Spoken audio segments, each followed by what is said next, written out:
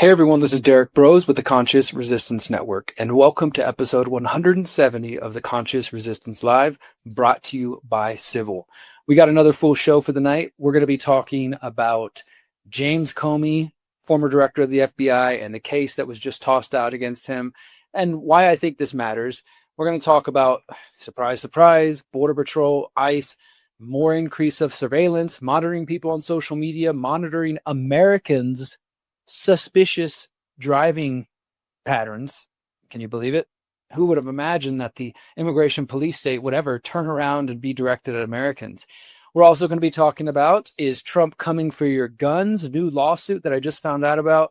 I don't think a lot of people know about it. I will be writing an article on it later this week. Talk about that. And then we are also going to talk about how Trump is threatening to execute or punish certain Democratic lawmakers for some of the statements they made, encouraging military men and other government officials to disobey illegal orders, and why there's a whole bunch of hypocrisy coming from MAGA and the right wing and all that sort of stuff. That's all and more tonight on the Conscious Resistance Live. As I said, guys, this show is brought to you by Civil. I've been broadcasting since 2012, but we just partnered with Civil starting in September. They are a podcasting platform, a streaming network that allows you to access all kinds of content, freedom-minded content, and I just think thought-provoking content in general that you might enjoy. And you can find them at civil.com. That's CIVL.com. Let me go ahead and show this on screen real quick.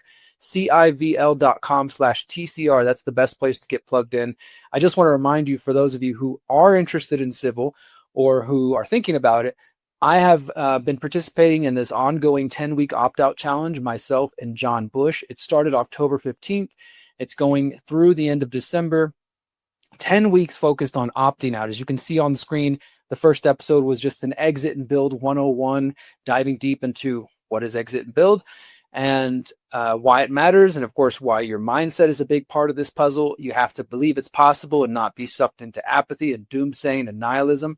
John talked about financial sovereignty. I talked about unbanking yourself. John talked about anti-fragile resolve. Then last week 2 weeks ago, I did the big tech exit plan, and John just did grassroots commerce. This Wednesday, as I'm recording this, so Wednesday, November 26th, will be the next portion, my next part of this opt-out challenge. And this week, I'm going to be talking about reconnecting to your local farmers, securing clean food without IDs or status checks, diving into permaculture, farmers markets, community gardens, urban farms, community-supported agriculture for resilient local supply chains.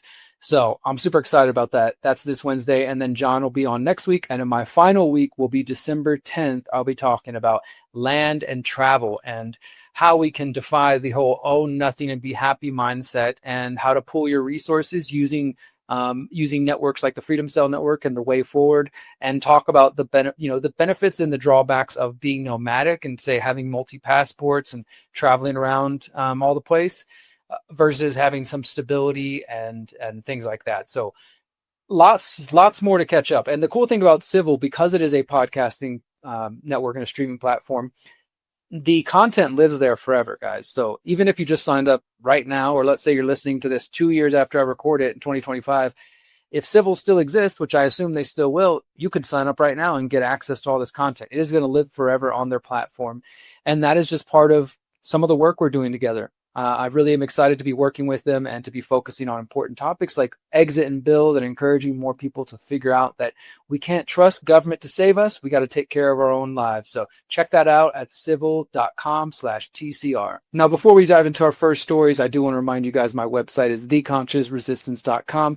Go to theconsciousresistance.com to find all my content. If you're not on my email list, please do sign up, guys. I send a lot more personal, direct messages and sometimes, updates about the work I have going on, like the Pyramid of Power happening right now. We're still close to finishing that. Please do sign up there, because don't depend on social media. I know a lot of you are still living your world through social media, and obviously I'm on social media, but I wish you would visit my website regularly. I wish you would sign up for my email list. That's one ask I have for you this evening. So you can get all of my content there, including my brand new mini documentary, Liberation 2030. Liberation 2030, it was another piece of content that was exclusively available on Civil for 5 weeks. So if you've been on Civil, you probably watched it already weeks ago, but it's now out as of this past Friday.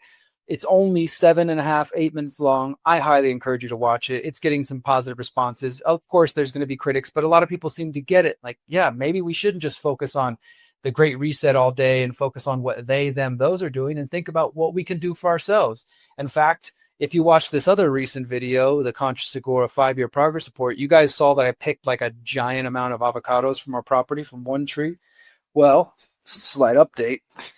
I have bags and bags of like this. Let me see if I can show the camera.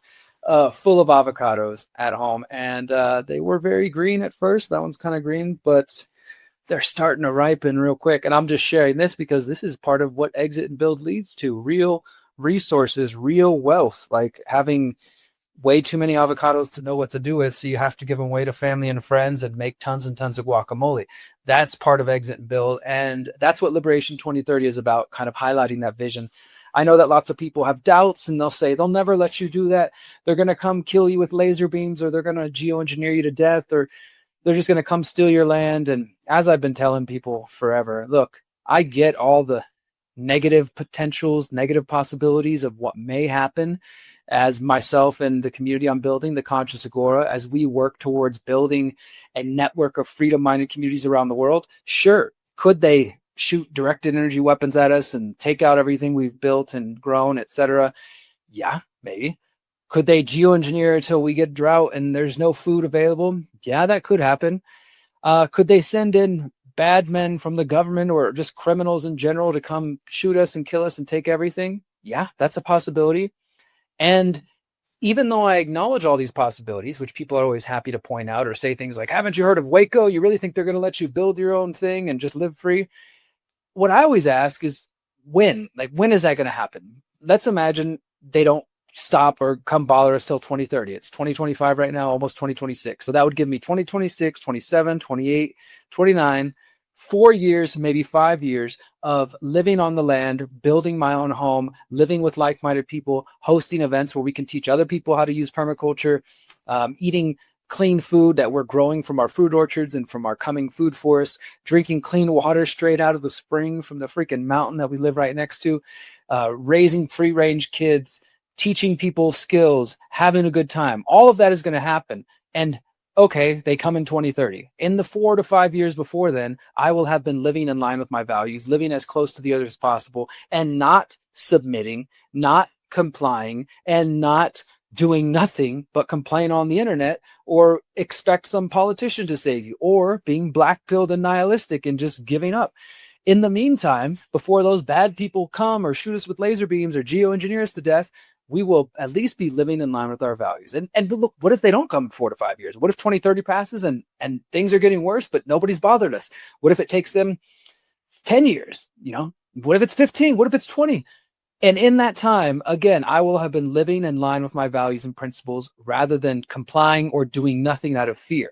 And then one day, if bad men do come to take what I've built and what we've built or harm us in some way, then we will deal with that, because we are a community that believes in self-defense. And of course, we can't defend against nuclear weapons or laser beams or drones and things like this.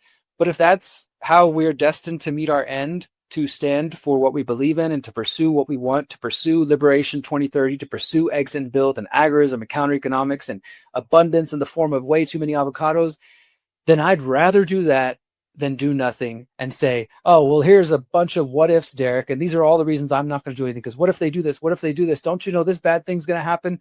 You can keep all the fear porn, my friend. You can keep all the doom porn, keep all the doom saying, keep all the naysaying, keep all the black pilling.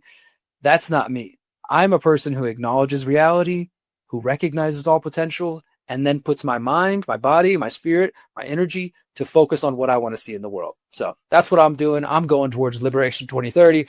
I hope you guys will join me there. And if you haven't seen the film, find it at theconsciousresistance.com. But I will be going to Liberation 2030. I will be going to the People's Reset. That's right. The People's Reset, as opposed to the Great Reset.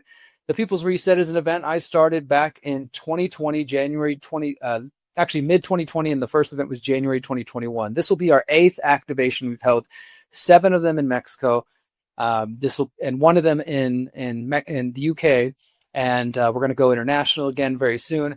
5 days, my friends, focused on everything you hear me talk about on this show: mental, physical, spiritual health, permaculture and food independence, agorism and building parallel systems, empowering privacy-based, freedom-minded technology, building free and conscious communities. Like, this is what we're about. There's going to be Alex Zek. There's going to be lots of other people there. John Bush. Who else? I can't remember everybody off the top of my head. Hakeem Anwar, Yoshimpola Pantera, Tom Oliver, Regenauer. I'm sorry, Tom, I mispronounced your name. He's from Germany, coming all the way from Germany. It's going to be a great mix. Luis Fernando Mises, a great mix of Mexican locals, U.S. folks, Canadians, Europeans, all of us working together to build a multi-generational, bilingual, multilingual freedom movement focused on solutions, not fake politics and fake QAnon and trust the plan, but actually how do we take care of our lives?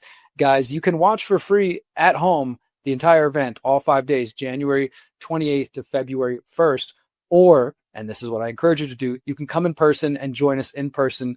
thepeoplesreset.org is where you can find out more. You can get your tickets. It's a family event. There's going to be kids activities. There's going to be 2 concerts. There's going to be speed dating for those looking for love. There's going to be comedy night, dance party, cacao ceremony, all sorts of stuff going on. And I just want to remind you guys, in addition to doing the opt-out challenge this Wednesday night, Wednesday morning, I will be participating in the latest micro activation for the People's Reset. These are just some virtual events we do every 2 weeks leading up to the actual live event. And we're on our 4th one, focused on our 4th theme. You can find more about this at thepeoplesreset.org under our blog on the About tab. This Wednesday, our micro activations focused on our 4th theme, empowering technology, with Hakeem Anwar and Patrick Amoto, who is working on some really awesome decentralized water filtration systems. Hakeem's going to be talking about technology that can empower you and protect your privacy and your body and your mind as he moves more and more to trying to have not just privacy-based technology with his Above phone and Above book, but also technology that protects your health and other ways. So if you're interested in participating in this, it's just an online virtual event, Wednesday morning, 11 a.m. U.S. Central. The link will be in the show notes, or just go to thepeoplesreset.org and check out our blog. You can either register via Crowdcast, or you can just watch for free on the People's Reset Odyssey channel, which is linked right here on the website. That's Wednesday, November 26th, 11 a.m. U.S. Central. We'll be going over the theme. These gentlemen will be teasing a little bit of what they're going to talk about in January. We're also going to have a 10% discount on tickets. And yeah, so I know that some of you are like, Derrick, this is a long introduction. I haven't even heard the first news story yet. But hopefully if you follow me, guys, you understand that, yes, I'm a journalist, but I'm also an activist. And I'm not into just sharing information just for the sake of information sharing. I share stories that I think are important. But to me, the People's Reset is vastly more important. And I wish more of you would get that and not just say, oh, great, another event. Because I've seen the black pillars out there. People say, oh, great, another event, or somebody else trying to sell me anything, or another talk fest, or whatever it may be. Or they just look at the pictures and they have all kinds of different judgments. Oh, it's a bunch of hippies. Oh, I don't want to go to Mexico. It's dangerous. All kinds of excuses, all kinds of things. And that's fine. I'm not saying you need to come to the event, because it's the only way to freedom. But I'm telling you, the people who do come to the event, I've heard literally, let me see, I think we have testimonies on the homepage. I've heard people say that this changed their entire life, like that this changed everything. Here's a testimonial. There was a real energy about the People's Reset that put me in a positive frame of mind and inspired me to keep things going after the event. It wasn't about hating other groups or divisiveness, but about personal responsibility and being the change. The talks, the workshops, and evening events are stimulating, thought-provoking, and fun, and I've made a lot of new friends. I can't wait for the next event. That is a real testimonial from somebody. We didn't write that and make that up out of our heads. So I've been organizing events for almost 20 years of my life, back in Houston, Texas, and now in Mexico. This is the biggest event I do every year. Friends, if you're out there and you're looking for like-minded people and you are sick of just watching the show on the internet and you want to actually come and connect with people, I would love to have a conscious resistance meetup at the People's Reset. So if you want to come, hang out, get your tickets at thepeoplesreset.org, 10% discount Wednesday morning. Tickets do go up December 15th to the final price. We try to keep them affordable. Housing is affordable in Mexico. Food is affordable. All you need to do is get you a flight, come down, hang out with 400 to 500 people from around the world who care about freedom, who care about solutions, learn some new things, enjoy some music, have a good time, go home activated. All right, that's my pitch. That's it. I hope to see some of my friends out there. Let's talk our first story of the night.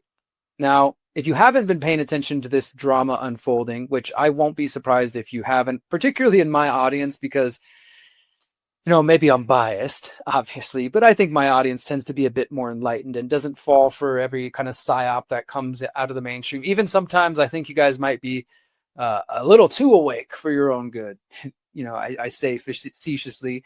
What I mean by that is that I notice a lot of people think everything's a psyop. So even the things that I might report on, people are like, Derrick, why are you paying attention to this? Don't you know this is just a distraction? It's another psyop. And, not getting off track here, but not everything's a psyop. Not everything's a distraction.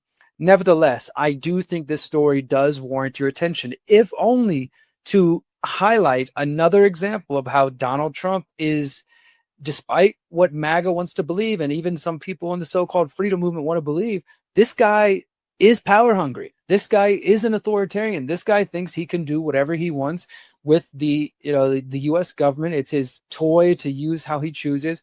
Constitution be damned, laws be damned, right? That's this guy's mentality. And this case, I think, is one example of this. So let's just start with the latest news. A federal judge dismisses indictments against Letitia James and James Comey, saying Lindsay Halligan appointment was unlawful. Okay, so the first part, federal judge dismisses indictments against Letitia James and former FBI Director James Comey, and Letitia James is the New York Attorney General. Now, both these people, as you probably know, have had feuds with Donald Trump.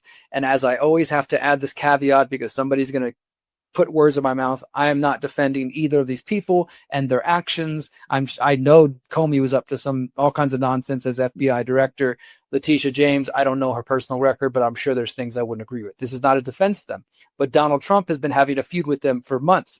And a couple of months back, he instructed Pam Bondi to go after these men, saying, we need the Attorney General, we need the Department of Justice to start investigating these people. Now is the time to act. And, pretty much just publicly through social media, told him to do what he wants.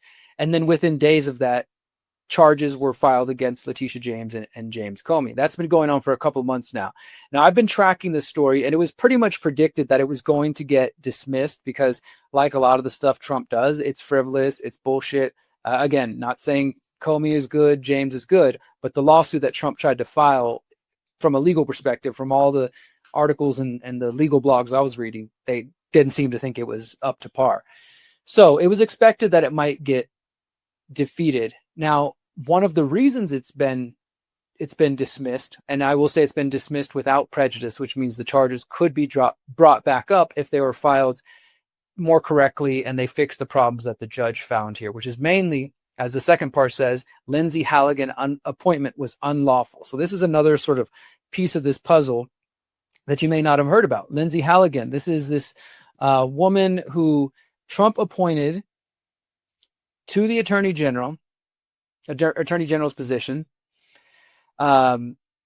She's the attorney, Lindsay Halligan, in Alexandria, Virginia. This woman, I believe, has served some time as a lawyer. I'm going to go ahead and search her name real quick.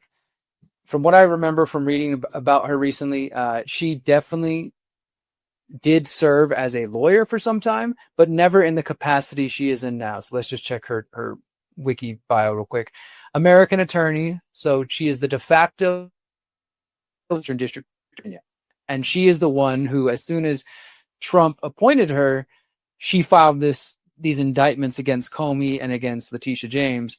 So as it says here, she was the de facto interim U.S. attorney from September to 2025 when her appointment was ruled unlawful. And that's what has just happened today.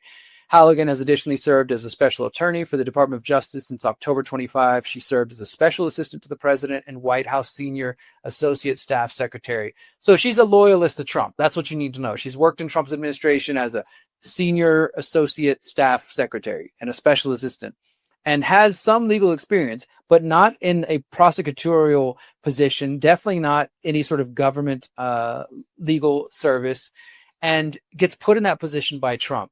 And this is what I mean, this guy will abuse the legal system, and why more and more people, there's just such hypocrisy. Trump appoints this woman, Lindsay Halligan, then within days or hours, maybe even, she files indictments against Comey and Letitia James. It was clearly Trump put out the call and said, hey, Pam Bondi, Department of Justice, somebody needs to file a lawsuit against these people, go after my enemies. And then this woman who's been his special staff secretary, special assistant, is appointed to this position.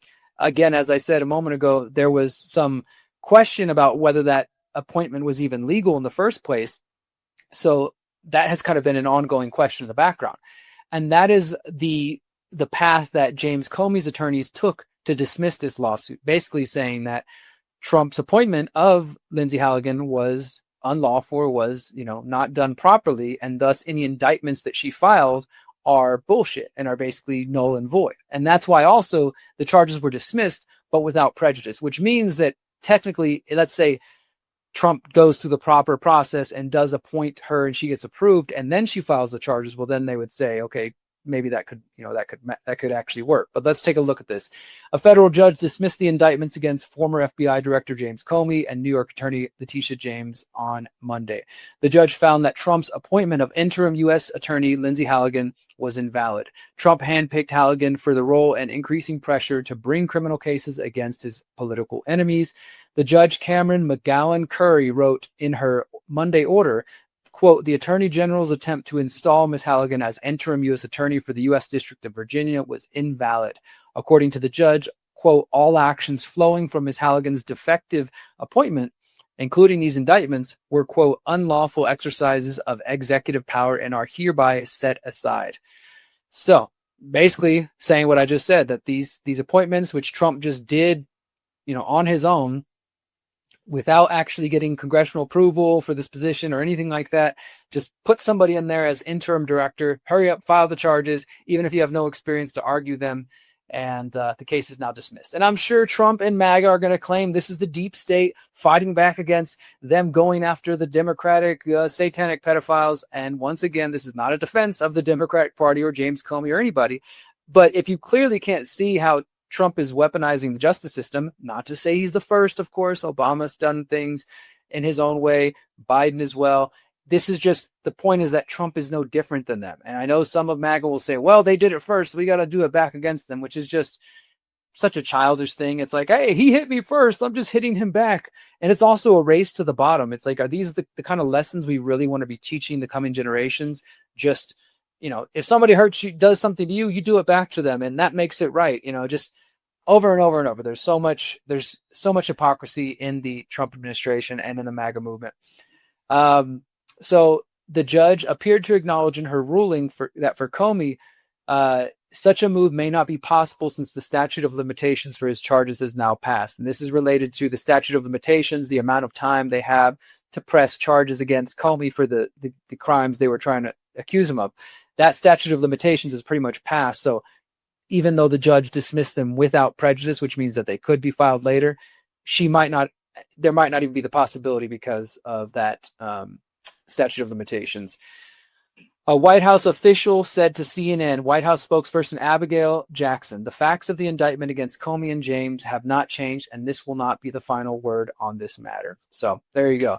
Now let's just read a little bit more about this unlawful appointment, because I think this is I don't, me, I'm an anarchist. I don't really even believe in all this system, but if we're going to have a system and there's supposed to be, procedures and methods to get things done, will a president like Trump, who thinks he can just act unilaterally and just appoint people or just launch wars without approval, following in the footsteps of Biden and Obama and Bush before him, they do things like this. He thinks he can just appoint whoever. It can literally just be my best buddy who we all know is going to look out for my interest, put that person, in this case, Lindsay Halligan, into a position to file lawsuits against the people I don't like. And everybody's like, okay, there's some clear conflicts of interest. And Trump is acting like it's no big deal. MAGA is acting like it's no big deal. It just drives me crazy. The hypocrisy. Halligan, a former White House advisor, was selected for the role after the Trump administration pushed out previous interim U.S. attorney amid increasing pressure. This is the other thing. And I hope they mention this guy's name. The previous attorney prior to her, he actually quit his job in protest because he said that he was being pressured to try to file these charges. Let me see if they list his name. I don't see him here.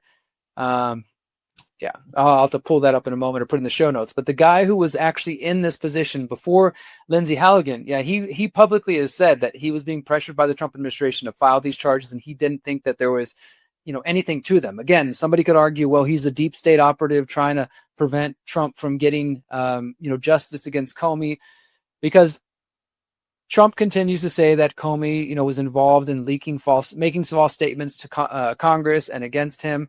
And I think he's correct. I've looked into that, and definitely it appears Comey has lied.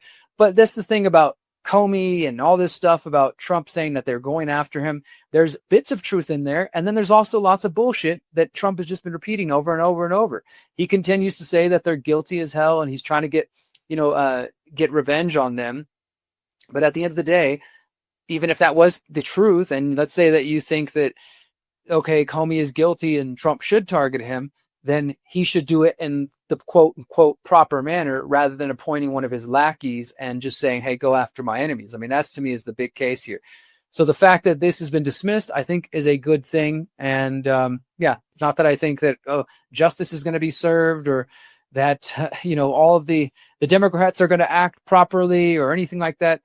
Unfortunately not. But I think it's a good thing that in these different cases, the steps that Trump tries to take, the sort of power he tries to grab is dismissed, is not allowed to happen. Now we'll see what happens next, right? They said they have not seen the final word yet, and I will keep an update on that. But that's that story, guys. And if you hadn't seen that, hopefully now you're a little bit more aware and you can see the hypocrisy that I see.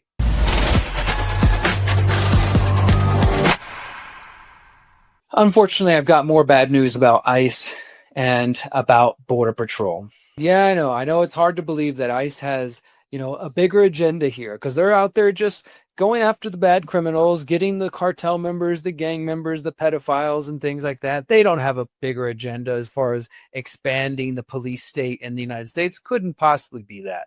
Well, according to this news story, breaking news last week, AP reports Border Patrol is monitoring U.S. drivers and detaining those with suspicious travel patterns. Yep, you got that right. And just in case you didn't catch that in the headline, monitoring U.S. drivers. That's Americans. That's people born in the United States. That's people who have a birth certificate and a social security card and pay taxes in the United States. No, that's not foreigners necessarily. That's not immigrants. That's Americans. Just want to make sure you guys get that. And detaining them with suspicious driving patterns. U.S. Border Patrol is monitoring millions of Americans nationwide in a secretive program to identify and detain people whose travel patterns it deems suspicious, the Associated Press has found after interviewing different sources. The predictive intelligence program has resulted in people being stopped, searched, and in some cases arrested.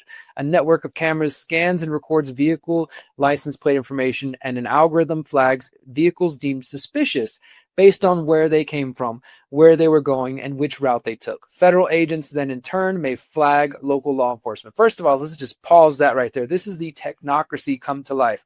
They're using an algorithm to determine when a person is displaying suspicious behavior based on where they came from. So let's say you live in the wrong neighborhood that is associated with crime and you have the unfortunate, reality of living somewhere near there. Where you're going, how do they determine where you're going? I guess the road you're on, but still, this is some predictive stuff here. And which route you took on the way. So if you happen to be driving through a bad neighborhood, live in a bad neighborhood, or if the algorithm thinks it knows where you're going and it thinks that's a bad neighborhood, well, then it might decide to flag you to feds, and then the feds might flag you to the local cops. Suddenly, drivers have found themselves pulled over, often for reasons cited such as speeding, failure to signal, the wrong window tint, or even a dangling air freshener blocking the view. So, this just shows you how the cops just pull bullshit like that when they think they already have a reason to pull somebody over. They are then aggressively questioned and searched with no inkling that the roads they drove on put them on the law enforcement's radar. Once limited to policing the nation's boundaries, Border Patrol has built a surveillance system stretching into the country's interior that can monitor ordinary Americans' daily actions and connections for anomalies instead of simply targeting wanted suspects. Started about a decade ago to fight illegal border-related activities and trafficking, both drugs and people, it has expanded over the past 5 years. So this is a program, again, didn't start with Trump, but it is going to be expanded because of the budget that ICE has under Trump. Border Patrol has recently grown even more powerful through collaborations with other agencies, drawing information from license plate readers nationwide run by the DEA, private companies, and increasingly law enforcement funded through federal grants. That might even be part of those federal grants. I bet you could probably find some of these federal grants where they probably write it in there that, okay, you can receive this money dependent on you giving us access to cameras under your law enforcement agency's operation. This active role beyond the borders is part of the quiet transformation of its parent agency, U.S. Customs and Border Protection, into something more akin to a domestic intelligence operation. Under the Trump administration, heightened immigration enforcement, Border Patrol is now to get more than $2.7 billion, with a B, to build out border surveillance systems, just as the license plate reader program, by layering in artificial intelligence and other emerging technologies. The result is a mass surveillance network with a particular American focus: cars.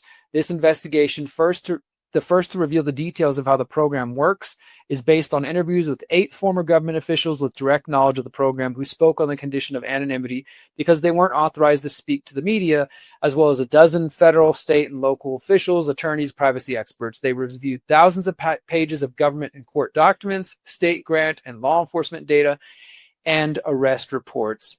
And so there's more. This is a pretty extensive investigation. I'm not going to sit here and read you the whole thing. I really do encourage you to read this. These are the kinds of things you need to arm yourself with. You need to be educated with, because I mean, I've been focusing on surveillance and privacy and technocracy pretty much since the beginning of my work. This is a long investigation here. This is what you call real journalism, by the way. Sidebar here: Byron Tao and Garance Burke. These 2 people here who work for the AP, I'm not saying everything they've ever done was great and amazing, but this is real journalism. And I hate to say it, but I've been harping on it in recent months. The mainstream often does do real work when the independent media just reports on it. Like, for example, I'm just here telling you about the report. I didn't break this news. Maybe it's going to be new to some of you because I went out and found it. But these journalists had to put, the work in and actually expose these things. So I'm not here to defend the mainstream media, but I think an independent alternative media could do a whole lot better. And, we need to be breaking our own stories, developing our own sources. And that's what I'm trying to do. So let's just read a little bit more, though, before we move on to the second piece of the Border Patrol ICE update. Border Patrol has for years hidden details of its license plate reader program, trying to keep any mention of the program out of court documents and police reports, former officials say. Even goes so far as to propose dropping charges rather than risk revealing any details about the placement and the use of covert license plate readers. Wow. They catch somebody doing something, but if it means they have to talk about their secret program in court, well, then let's just drop the charges instead. We've seen that in other areas. Not surprising, but wow. License plate readers are often disguised along highways in traffic safety equipment like drums and barrels. Wow. So they're literally just hiding secret cameras around. And the Border Patrol, which again, as the name implies, is supposed to patrol the border.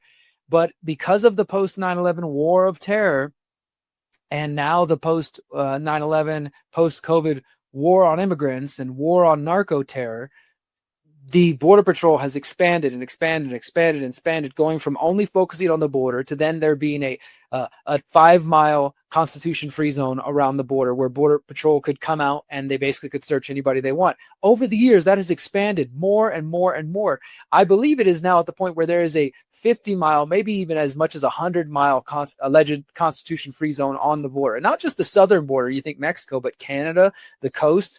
That means the Border Patrol can go search people within 50 miles of the border. That includes a lot of cities and towns and things of that sort, which are terrorized by these people. But as this investigation is showing, it's not even that 50-mile Constitution-free zone. They're pretty much putting cameras wherever the hell they want, and they're using an algorithm to say, you drove on the wrong road, you went the wrong way, you have suspicious behavior, let us come harass you and see what we can get. Does that sound like they're worried about just the bad criminals? No, it doesn't. It sounds like they are going to be part of the growing police state. I won't go so far as to call them the Gestapo like some people are, but I don't think we're that far off. The Border Patrol has defined its own criteria for which drivers' behavior should be deemed suspicious or tied to drug and human trafficking, stopping people for anything from driving on backcountry roads, being in a rental car, or making short trips to the border region. The agency's network of cameras now extends along the southern border of Texas, Arizona, and California, and also monitors drivers traveling the Canada and U.S. border, as I said. And so this says that this is impacting residents of big metro areas, including people driving from large cities such as Chicago and Detroit, as well as L.A., San Antonio, and Houston, to and from the Mexican border region. I guarantee you, I drive from the Mexican border, from here in Morelia, all the way to Houston a couple of times a year. I've probably been spotted and tracked by some of these cameras, and surprised we haven't been pulled over for suspicious behavior, but maybe that's just because they know enough about me already. In one example, the AP found the agency has placed 4 cameras in the greater Phoenix area over the years, one of which was more than 120 miles from the border, beyond the agency's usual jurisdiction of 100 miles from a land or sea border. So see there, right there. Like I said, it used to be 50 miles. Now it's 100. But guess what? They're doing 120 because they can do whatever the hell they want. They don't care. And look, they actually have a picture here. It's funny that they took this and the government didn't stop them from releasing this. But a license plate reader used by Border Patrol is hidden in a traffic cone while capturing passing vehicles on Arizona Highway 85. For those watching on the screen, I mean, you just see this little camera tucked in there. Wow. The Associated Press has also identified several camera locations in Metro Detroit, as well as one place near the Michigan-Indiana border to capture traffic headed towards Chicago or Gary, Indiana, and other nearby destinations. So, yeah. They are building they already have, they're not even building it, but they have a secret network of cameras and algorithms that are monitoring people and detaining them for suspicious travel. That link will be in the show notes. Let's look at another one here coming from reader-supported news. This is from, I think, originally from The Verge. ICE is building a social media panopticon. This is published October 26th, so it's a couple weeks away, but it's a couple weeks old, but it's worth checking up on and putting in the context of what we just read about this whole license plate reader algorithm network. As ICE carries out raids across the country, the agency is rapidly expanding an online surveillance system that could potentially track millions of users on the web. Federal records uncovered by The Lever, let's open that up real quick, reveal that ICE is paying $5.7 million to use an AI-powered social media monitoring platform called Signals Lab, something that Will Owen, the communications director at the Surveillance Technology Oversight Project, calls an assault on free speech and democracy. So let's go ahead and open up the original report there. I want to make sure we give them credit. The real-time intelligence platform is capable of ingesting and analyzing vast amounts of publicly available data, like social media posts, according to its websites. In a pamphlet shared by The Lever, Signal Lab says it uses machine learning, computer vision, and optical character recognition to analyze more than 8 billion posts per day in over 100 languages. This allows it to process and sort data into curated detection feeds that ICE could use to flag individuals for deportation. So this is The Lever right here. I'd never heard of them, but The Lever, and it was picked up by reader-supported news and by Verge, but let's go to the source. ICE just bought a social media surveillance bot, reported October 23rd. And some of what I already just read here, it says the 5-year contract with the government technology middleman Carasoft Technology, made public in September, provides ICE licenses for a product called Signal Labs, which is a social media monitoring platform used by, you guessed it, the Israeli military and the Pentagon. An information pamphlet marked confidential but available online advertises that Signal Labs leverages artificial intelligence and machine learning, as we just read, and they can look at over 8 billion social media posts per day to detect and respond to threats with greater clarity and speed. Department of Homeland Security, who's the parent agency of ICE, has in the past used Signal licenses for the Secret Service, signing its first contract with the company back in 2019. The company also has contracts with the DoD and the Department of Transportation. But the September notice appears to be the first indication that ICE now has access to the platform, and the licenses will be provided to Homeland Security Investigations, which is the Homeland Security and ICE intelligence unit, which provide, quote, real-time data analysis for criminal investigations. Now, some of you will probably say, if you're a statist out there, you're like, oh, of course, Derrick, I want the government to have the best tools out there to track and find bad guys and all that sort of thing. And I'll give it to you. Sure, the government is going after some bad guys in some situations, but as we just showed in the last story, they're monitoring Americans too. It's not just the bad criminal cartel leaders out there that they're going after. This is for homegrown Americans, good old red-blooded Americans, getting their social media monitored, getting their cars tracked. And apparently there's, this is going to be used, I would imagine, against activists and against people who are speaking out against ICE and people who are speaking out against Israel and elsewhere. Now, that's not to say this is the only social media monitoring tool we know the government has. We know the NSA has tools. We know that even if they didn't have any tools, the freaking companies like Facebook will hand over your data if they ask for it. But this is a tool that can track 8 billion posts per day. That's pretty good. And it's being used by the Israelis. That's another tool you should be worried about. So far, to put that into context, what we've learned today is that Border Patrol and ICE who watch the border and who enforce immigration. So ICE is inside the country and they're going around terrorizing people, catching some bad guys and also harassing Americans. Now they're monitoring social media using the surveillance tool. Border Patrol has a 100-mile Constitution-free zone, which technically they go all the way as 120 miles in, probably further. We just haven't learned. And they're using a secret network of cameras and algorithms to detect suspicious drivers. I don't know what to tell you other than this is a freaking police state, and it's under the guise of the immigration, the immigration argument. Now, let me go to the consciousresistance.com real quick to just show you one thing. This is not just to toot my own horn and say, ha ha, look at me, guys, I'm so right. I'm trying to come at this with no ego, but I want to show you that some of us have been calling this out for years. And the reason that matters is hopefully that next time when another Trump or some fake politician comes along, or the next scheme where they promise you they're going to save you, you actually listen to voices of reason like myself who have been correct. We can go back to this year. Trump's Big Brother bill expands the immigration police state. Don't fall for it. I talked about that back in July, the big, beautiful bill, which I called the Big Brother bill. We have an article from Don Villa Jr., Trump's immigration crackdown only empowers the police state. We can go back to July 2018, where I was talking about, July 2018, the fight against immigration welcomes the police state. I've been talking about this for years and telling you Trump's Big Brother bill expands the U.S. surveillance state, telling you that they were going to use immigration.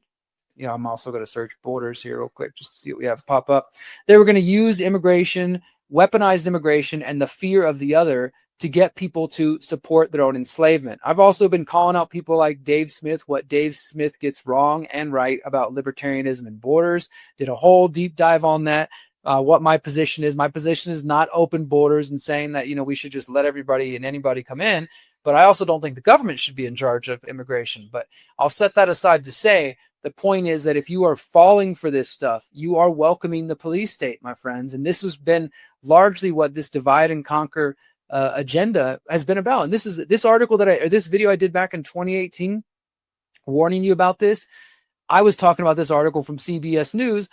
And in June 2018, Border Patrol agents are stopping people on New England highways to check their citizenship.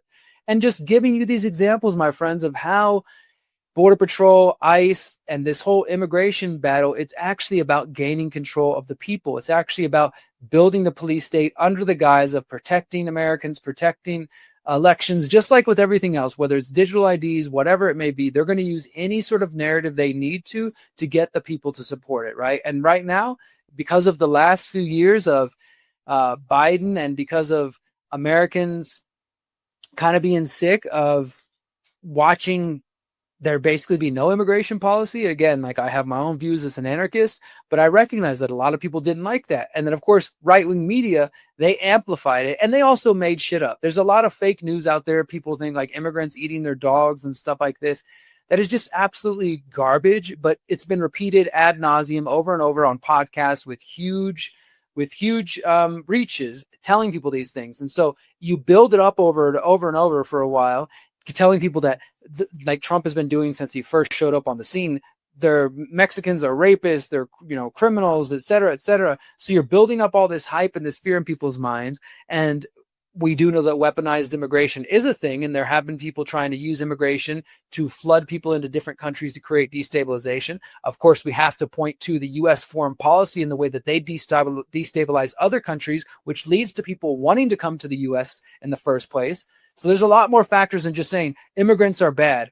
But I'm terrified in two ways, guys, because on one hand, I do see people falling for the police state because they think it's they're just going after bad criminals. And look, I want to be fair here. So let me show you the Department of Homeland Security website press releases. Now, of course, this is coming from the Trump administration, and these people are like children. And so a lot of the stuff they post is it's a bunch of rhetoric and it's charged.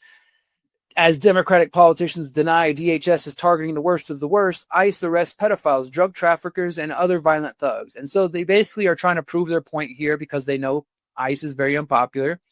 And they put out some pictures of people that they say have been accused of everything from aggravated assault, conspiracy to possess, intent to distribute cocaine, lewd or lascivious acts with a minor, possession of obscene material of a minor, aggravated sexual assault of a child.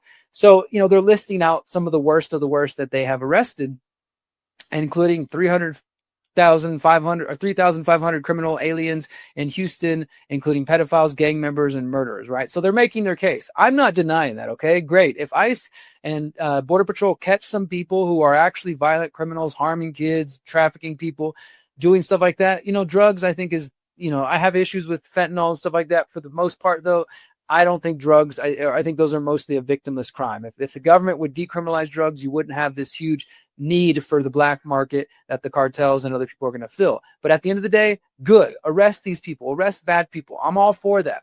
So on one hand, we see a police state growing, and people are pointing at only these things and saying, but look, Derrick, they're arresting pedophiles, drug traffickers, and violent thugs.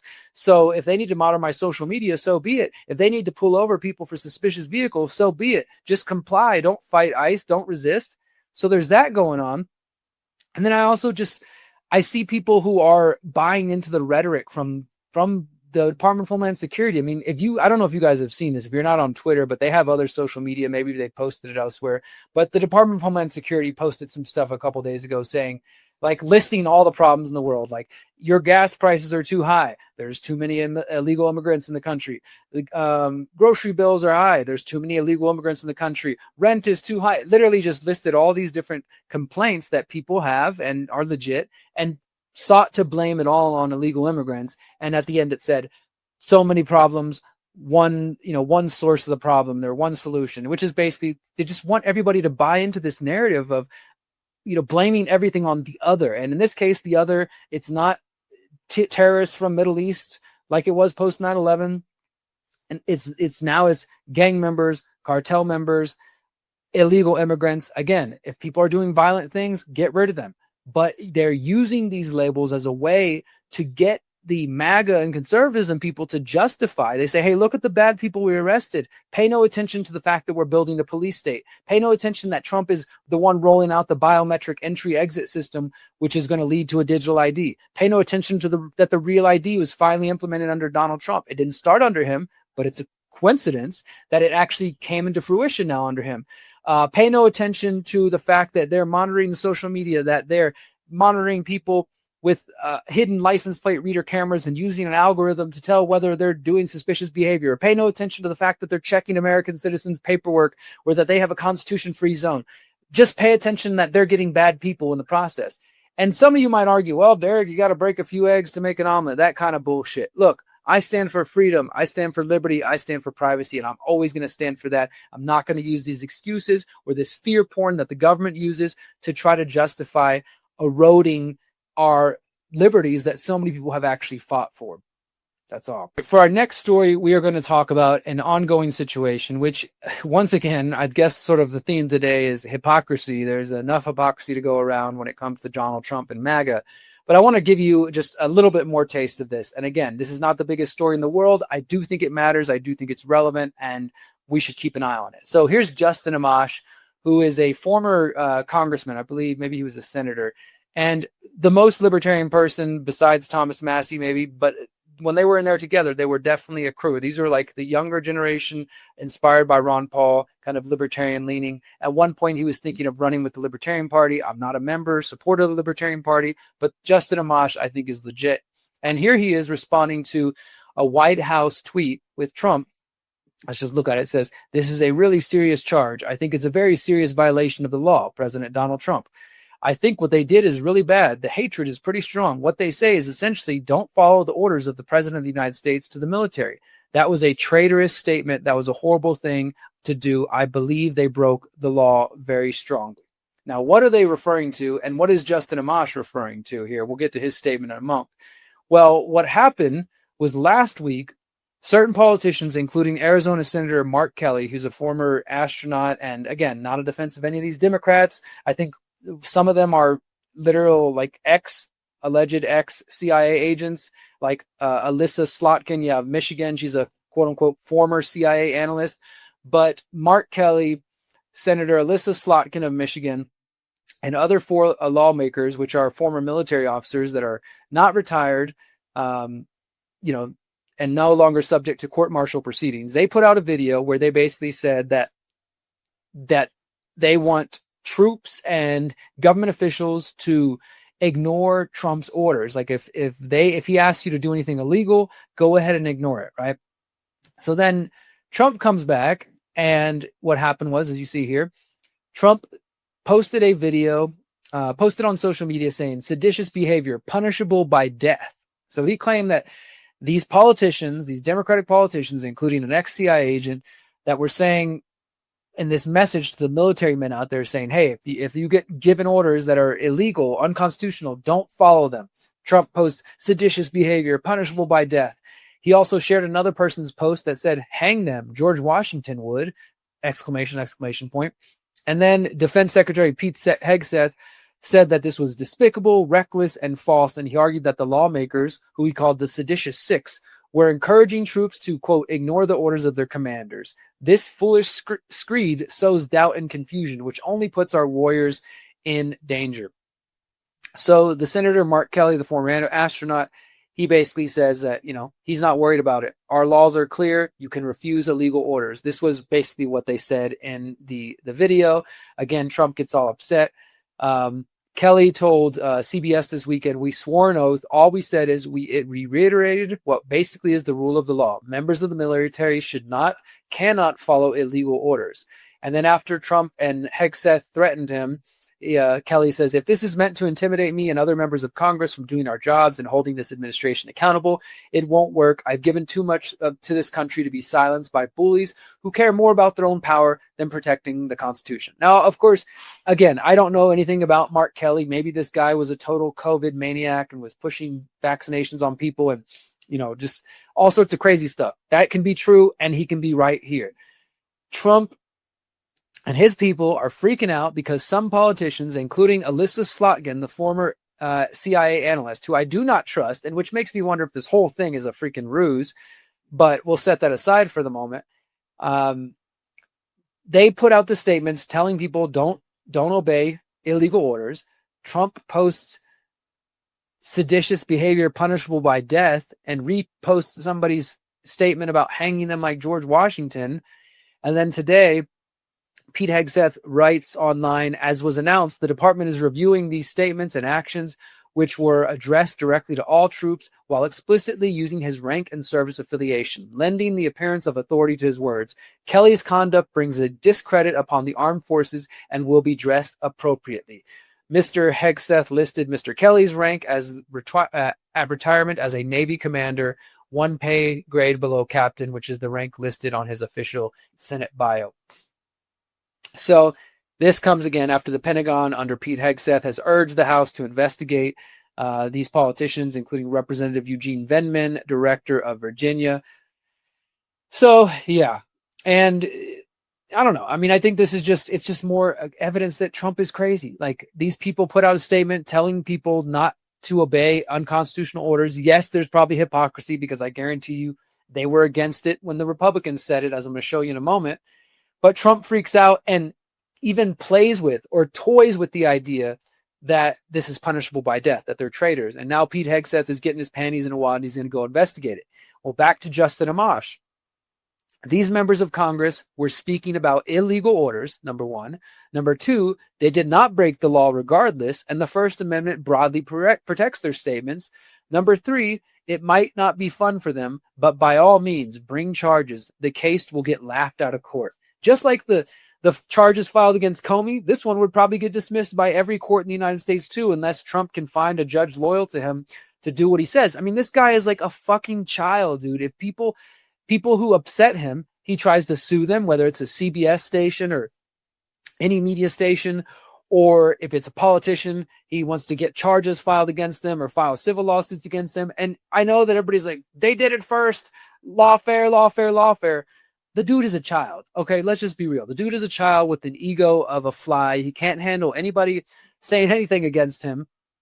It's ridiculous, but that's the president of the United States for you guys. Now, I just wanted to point out one more, the area of hypocrisy. Again, Trump right now, Pete Hegseth, panties in a wad because some Democratic politicians, which we don't necessarily need to trust, but some Democratic politicians saying that the military should disobey illegal orders. Trump freaks out.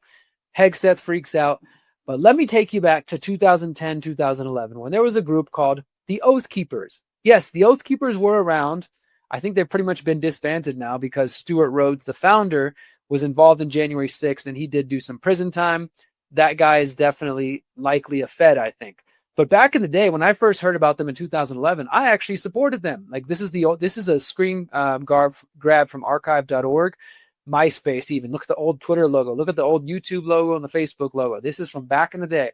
And what the Oath Keepers did was they literally tried to get currently serving and former retired military and law enforcement to agree to not obey unconstitutional oaths. Here's what they would try to get them to. Here's the 10 statements I think they have here. The Oath Keepers, orders we will not obey. We will not obey orders to disarm the American people. We will not obey orders to conduct warrantless searches of the American people.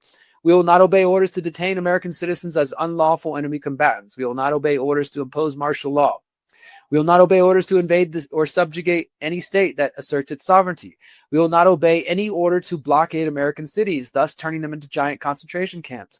We will not obey any order to force American citizens into any form of detention camps. We will not obey orders to assist or support the use of any foreign troops on U.S. soil. We will not obey orders to confiscate the property of American people. We will not obey any orders which infringe on the right of the people to free speech, peaceful assembly, and petition their government. So literally, that's what they're saying here. We, and with the support of like-minded citizens, we encourage National Guard, veterans, peace officers, firefighters, currently serving military reserves to take an oath to stand with us, to support and defend the Constitution against all enemies, foreign and domestic, so help us God. Our oath is to the Constitution. Our motto is not on our watch. And I thought that was pretty cool back in the day till I realized they became like hardcore right-wingers and basically just MAGA blind Trump supporters. But I thought it was a cool thing. And back in the day, I supported them. And I took a lot of flack from my other friends who were like, they're just a bunch of right-wing, crazies. Well, they did eventually become a bunch of right-wing crazies. And now they're hypocritical. And I'm sure these oaths that they said they would not support, they're probably silent about them now because Trump is violating a lot of them. And now that some Democratic politicians are trying to encourage the military to basically do the same thing that the Oath Keepers did, which, by the way, Stuart Rhodes, as I mentioned, was in January 6th in D.C. and was a big supporter or is a big supporter of Donald Trump. And now Trump is basically saying Democrats who are trying to do the same thing are traitors and potentially punishable by death, and they're going to be investigated by Pete Hegseth. Like I said, today's theme is hypocrisy, plenty to go around. All right, we got one more story for you tonight. This one relates to Trump and gun rights. I didn't really want to talk about Trump the whole episode. We had some different stories to get to, but as it turns out, Trump's doing a lot of messed up shit, and I think that's important to address. So we got to address it, my friends. This isn't a partisan thing. I don't have TDS, as some people like to claim when they have no argument. It's just looking at the facts and investigating and questioning the man who's the president of the United States. So this is coming from Gun Owners of America. I'm going to be doing an article on this later in the week as I dive deeper into it. I just wanted to give you a little preview of it. And like I said, we'll have more details. But apparently the group Gun Owners of America, GOA, has filed a lawsuit against the Trump administration, particularly for the so-called Big Beautiful Bill, what I call the Big Brother Bill. You can see here's their lawsuit in the United States District Court for the Northern District of Texas, Silencer Shop Foundation versus the Bureau of Alcohol, Tobacco, and Firearms, so the ATF under the Trump administration. Memorandum in opposition to plaintiff's motion for summary judgment and in support of defendant's motion for summary judgment. So what they wrote here on November 21st, in the ultimate betrayal of the Second Amendment, the Trump admin is defending the archaic National Firearms Act of 1934. The Justice Department supports gun registration under the necessary and proper commerce clauses and says that the $0 NFA tax is still a valid tax. I don't know the full details on all that.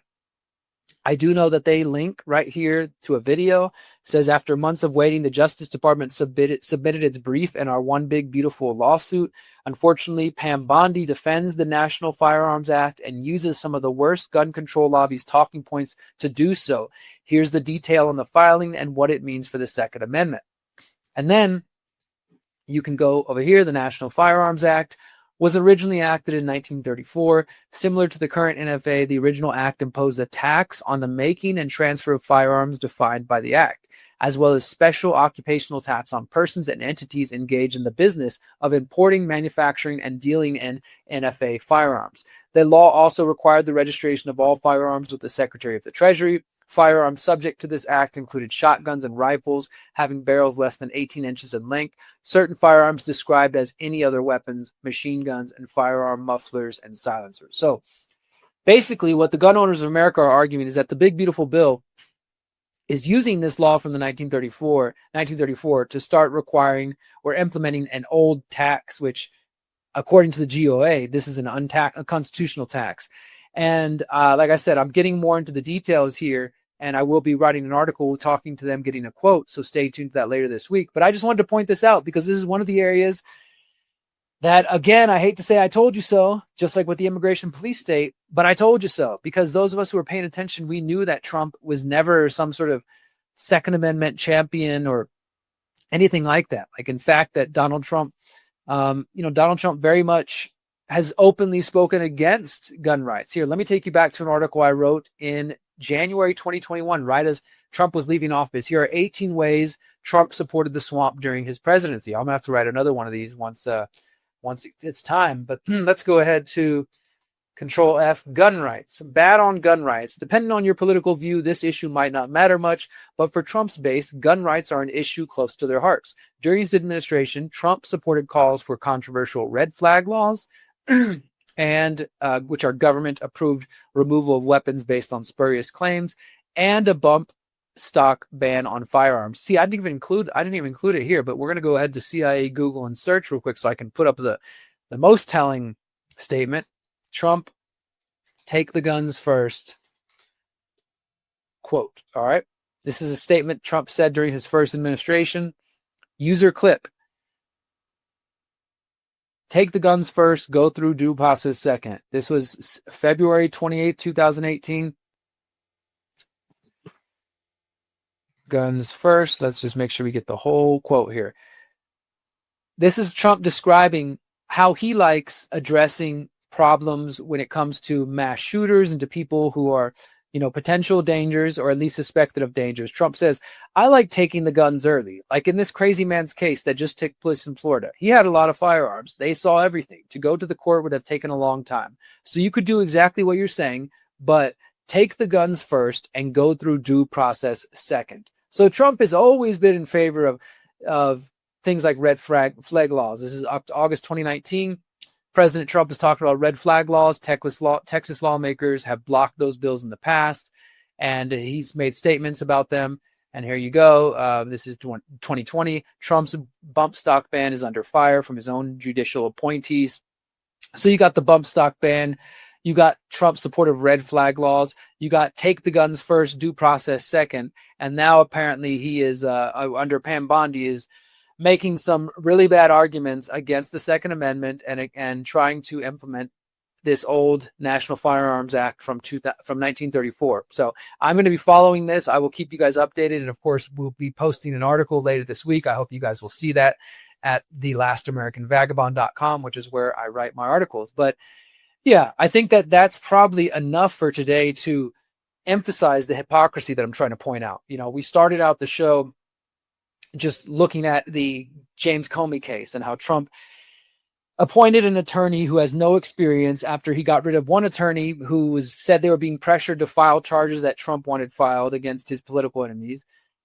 That case gets thrown out because the courts obviously are like, this person was appointed properly, therefore the things they file are not proper. Again, I know some people are going to say those are deep state agents, Derrick. I can't believe you're standing up for them. And could that be true? Maybe. But what I see is somebody who is a tyrant, who has the ego of a child and does not want anybody to speak against him or to not just follow his commands and demands. And that's what he does. He's going to get rid of anybody who stands in the way, and he's going to put his puppets in place to do what he wants. So you got those cases.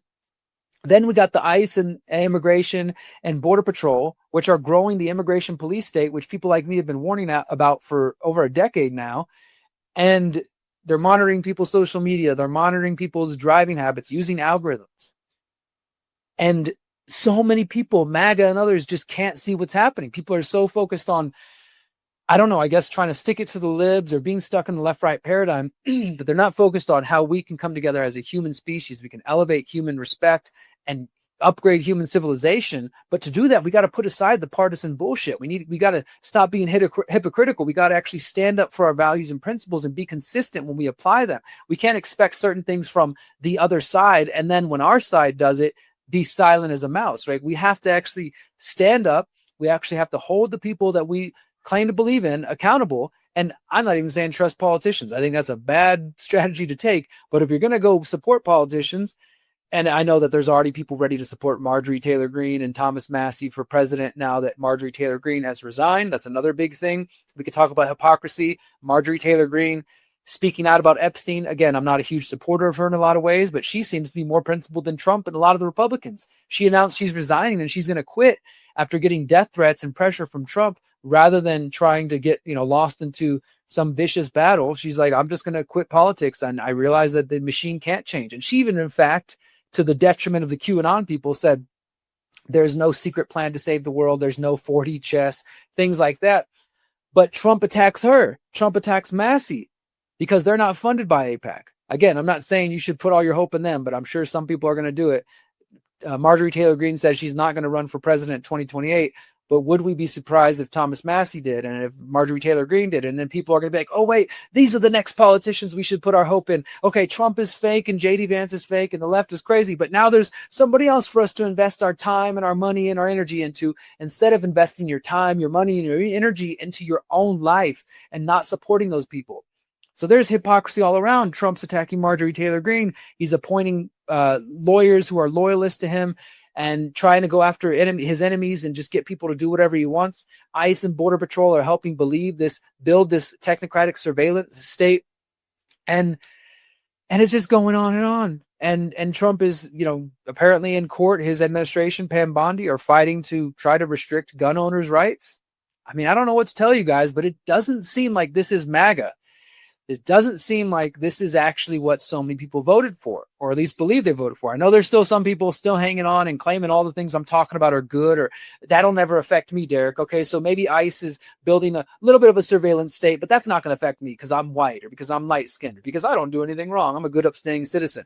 But one day it will come to you because it's going to be used, whether you think so now, by Trump. It will be used by other politicians in the future, whether they be Republicans or Democrats, right? And that's the big danger. Not what's happening necessarily right now, although there's a lot of scary shit happening right now, but where it can go and how it can be exploited and used in the future. That's the big picture you need to be paying attention to. So, yeah, I think I've made my point tonight in this episode. It didn't intend to be all about hypocrisy, but I guess that's where we went. I do want to take a moment, though, as we start to wrap up, to address another subject. Not to open up a huge can of worms, but I have been watching a bit of Nick Fuentes, some of his shows, his podcast with Tucker Carlson, some other clips, and I am by no means a fan or a supporter at all. As far as I'm concerned, there's a lot of other people who call out Zionism without getting lost into it's the Jews or it's the American Jewry, and without all the racist bigotry and baggage. Because yes, this dude is an open racist, despite his last name Fuentes and apparently being half or a quarter Mexican or something like that. He's got some self-hate in there. And then, people have questions about his sexuality. I don't care about that. All I know is that people like Nick Fuentes are being boosted right now. And some people are claiming this is organic because, well, he's been banned and he's been deplatformed and debanked over the years. And now he's finally, rising up in the algorithm because they can't suppress this message because people are hungry for a true, authentic message. And maybe he's going to be the one to step in and kind of reclaim and take the mantle from Trump for the MAGA movement and replace somebody like Charlie Kirk, but in a more extreme way. I don't know about that, guys, but I hope it's not true. Because for me, when I see Nick Fuentes being given profiles in the New York Times where they give him like this black and white glamour shot, I wonder, we know that the media can control and disrupt information and movements if they want. If they don't want somebody to be heard, they don't put them on the front of the New York Times. And we also know how controlled the algorithms are. And if the algorithms don't want somebody to be seen or a message to be heard, they can just use keywords to downrank, to shadow ban. And instead, he's everywhere in the algorithm, especially on Twitter. And I don't think it's just all organic. Yes, there are a lot of people in the Groyper movement who hang on this dude's every word. And I mean, I don't know if you guys have seen the clips of him telling them to take an oath to rape, murder, and kill in the name of Nick Fuentes. Those are not my words. There's clips out there. You can see himself. And I know a lot of people are like, Derrick, you're just too old to get it. I'm 40 years old, and I guess I don't get trolling. No, I understand trolling, but that's just a convenient way. That people say the same thing about Trump when Trump jokes about being king or doing things like this. He's just trolling. He's sticking it to the libs. You guys just have no sense of humor. You don't get it. I don't think it's that. I think Nick Fuentes genuinely means these racist, bigoted things that he says. And I don't think that's a good thing to see him rising. Like I said, there's people like myself, Whitney Webb, Ryan Christie, and so many others who have a nuanced and balanced analysis of the dangers of Israel and Zionism that don't have all this racist, misogynistic baggage. And I don't even throw those words around lightly, because I know so many people in the freedom movement and the right wing now are, oh God, they roll their eyes when somebody says racist because the left and the progressives have thrown that word around just so casually. That's not what I'm doing. Listen to what this guy says. He is a racist. He is a bigot. He is a misogynist. And I don't support that. I don't support people like Andrew Tate as well. And so where my thoughts are going with this is that I've been reflecting on this a lot and thinking, like, how can I try to combat that garbage out there? Obviously, I don't have the millions of followers or the hundreds of thousands of followers yet that some of these men do. And I am definitely suppressed in the algorithm.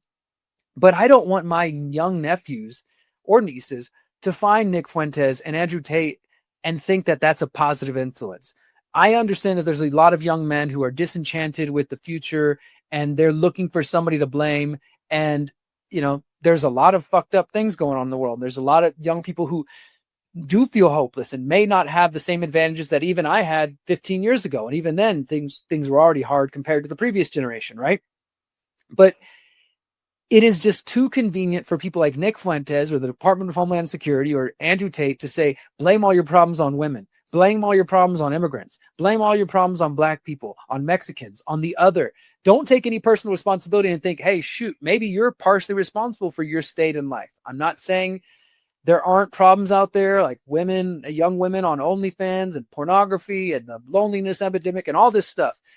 But people need to take a little bit of personal responsibility. So my point with bringing this up here as we end the show is that if you want to hear more from me on this, I'm thinking about starting to produce a video series focused on addressing these topics for young men. I want to try to take an honest look at why is it that men are feeling lonely and disenchanted with the opposite sex and vice versa. Why do women feel that way? Because I hear the same thing from women who are like, men haven't done the work to take care of themselves, so I'm not going to, even date anymore. And then men are like, the women have too high of standards, or they've got too many bodies in their history, or they're on OnlyFans. And to me, this is just more divide and conquer. Turn the sexes against each other, turn the races against each other, turn the religions against each other, turn the political parties against each other. So they want the opposite sexes to be divided and fighting each other and blaming each other for their problems. I think it's a little bit more nuanced than that. And I'm thinking about doing a series of videos that'll just look at this. Let's take an honest look at, why do people say they're lonely? Why do people say they're struggling to form relationships and to form bonds? Why are young men, calling themselves celibate, whether involuntary or otherwise? And why are they gravitating towards people like Nick Fuentes and Andrew Tate? I want to dive into that. If you'd like to hear more about that, let me know in the comments. If there's enough support for that, then I will do those videos. So yeah, thank you guys for being here today. I want to remind you before we head out, if you'd like to support my work, you can always go to theconsciousresistance.com/invest. You can see my PO box, my buy me a coffee, my Substack, my crypto addresses are there. If you want to send any one-time support, it is all very, very much appreciated.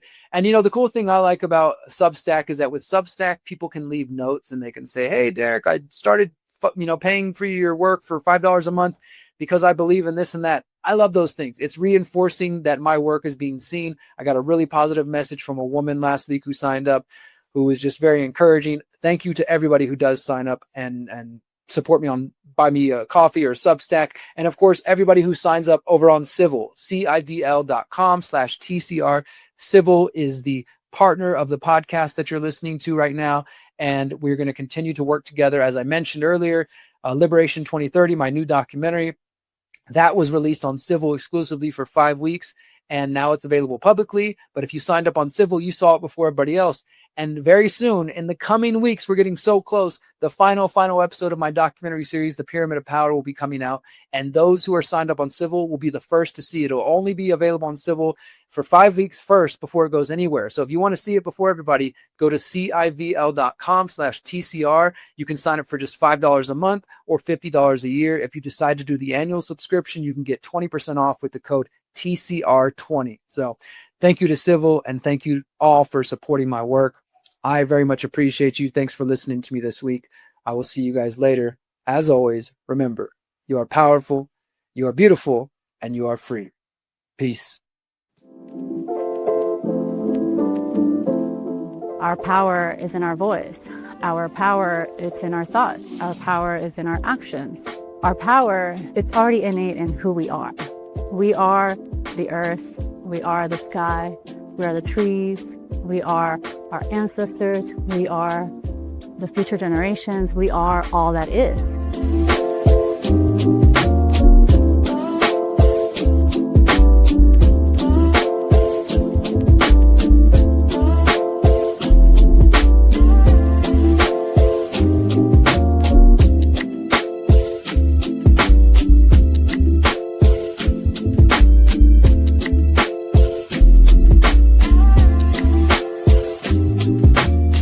Since 2012, the Conscious Resistance Network has been an independent media organization focused on empowering individuals through education, philosophy, health, and community organizing. We work to create a world where corporate and state power do not rule over the lives of free human beings.